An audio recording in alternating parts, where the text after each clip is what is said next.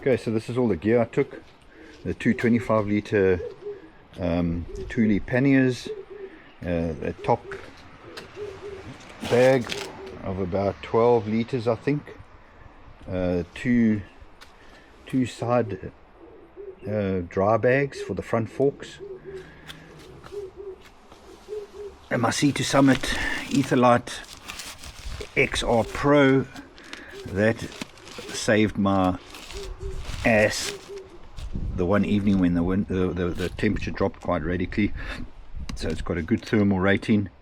My tent, the Durston X-Dome 2, fantastic tent, lightweight, lots of space. I mean, tons of space for one person. It's just a ridiculous amount of space. From Redshift, the bar bag for the kitchen sink, which fitted perfectly in my my aero bars, in the gap in the aero bars. This thing worked fantastic. So I had a camera in here. Yeah, a really good piece of gear. I'm glad I got this. So this bag mounts on top of the rear carrier, and I had some supplies in there, tools mostly, a spare bladder in case I needed it, side pouch with some duct tape, etc. These are the rain covers for everything. And yeah, this also worked extremely well. I bought this at Outdoor Warehouse. It's basically a garrote, and I can cut wood with this. It takes a bit of effort, but it works extremely well. Cuts a wood into bite-sized pieces, so really handy. I had a little fire with that. My tail fin front bag for the tail fin rack, the front rack. So I made a few changes here. This normally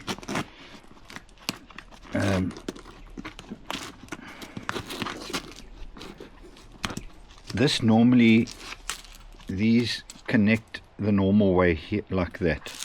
So you have this connection across here. However, I found that with my bars, which are 42 I think, this part here got in the way of the shifters, my GRX shifters. So I've actually made a plan here, and it's reduced the actual length of the bag. So in here I have my K-Way multi-quilt and the mattress liner, or it's actually a bag liner, but I use it on my mattress. And by pulling these two pieces together here with this connector, it's reduced the actual length of the tail fin dry bag. And yeah, and then no problems with touching with the shifters.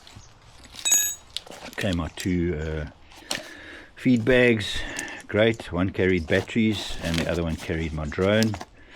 This thing I bought at where did I get this? Okay, this thing I bought at Decathlon.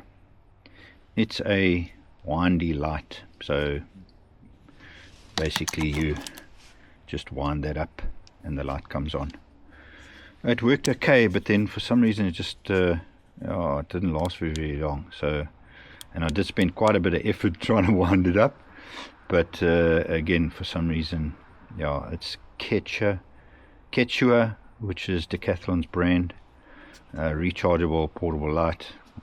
Gives a good light, but yeah, I don't know if it's not that old. I haven't used it that much, but it was quite a mission to get it to wind up, so it lasted long enough. So not so chuffed about that.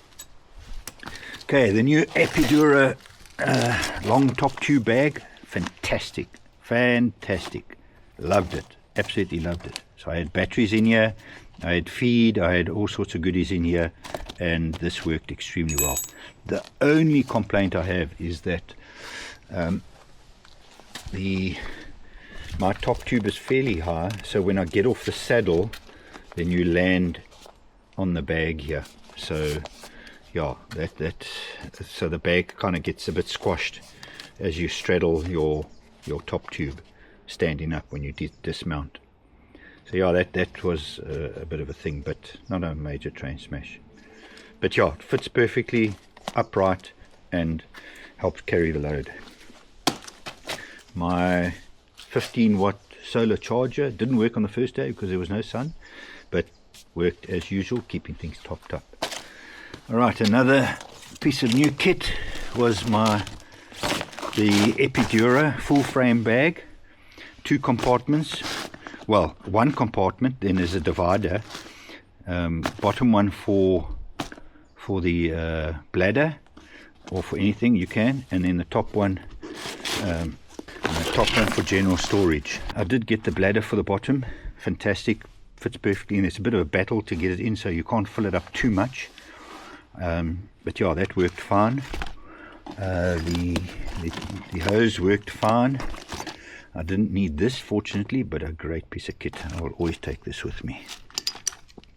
Nice engineering there from design. So this worked fine. The only issue I had, this actually was my fault. I wasn't familiar with this tube, and I had inadvertently closed it. So when I filled it up and tried to suck, nothing came out. And then I thought this tube had kinked inside the bag, so I pulled it, and it pulled off this nipple here. And of course the bag flooded. The bag emptied into the bottom compartment here. So yeah, I was left with the bottom compartment full of water. However, it did confirm that the bag is obviously waterproof because it held the water in there until I could get somewhere and empty it. So yeah, I just had to familiarize myself with the operation of this this point here. So yeah, that won't happen again. But very, very nice to carry that amount of water in there. And then of course there's a divider, so I had a lot of other stuff in there, supplies, food, snacks, etc. And then on the other side some flat paperwork and cable ties, etc. But all in all, worked extremely well, waterproof for sure. The only thing is that this thing here did come adrift, but I'm sure I could fix that. And then I did make a modification to it, so it's got these attachments 1, 2 and 3 on the bike, and then 1, 2, 3 on the top, and then these 2 at the back on the seat stay. And what I found was the zip is quite tough. The zip is quite a tough zip, and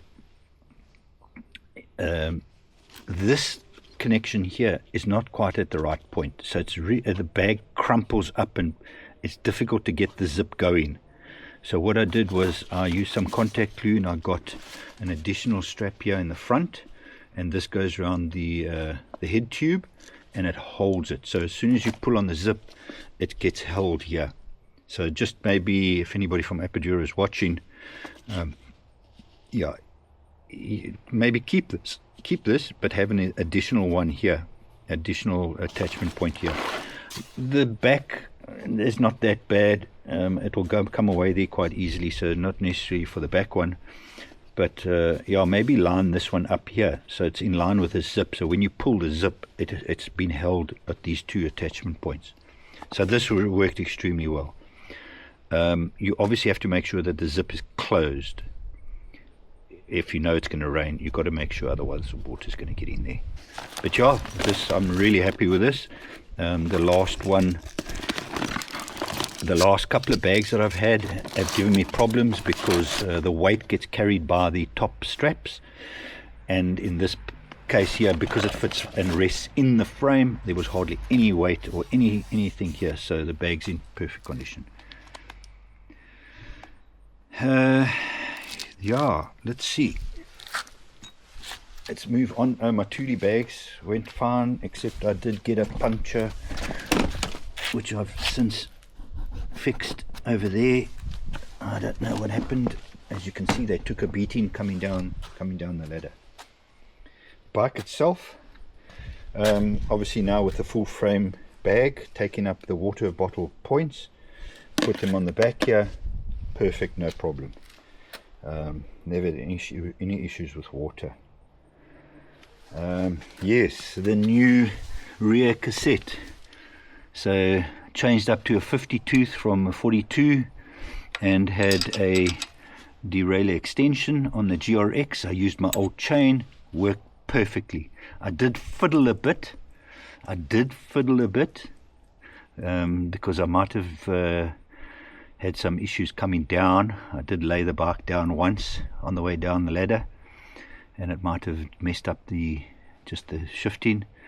So I did have to make some adjustments, and of course in and out the river, through the sand, down in the valley, did take its toll on the derailleur. So I did make some adjustments on one day, just fiddling around because I had nothing to do, trapped in the valley.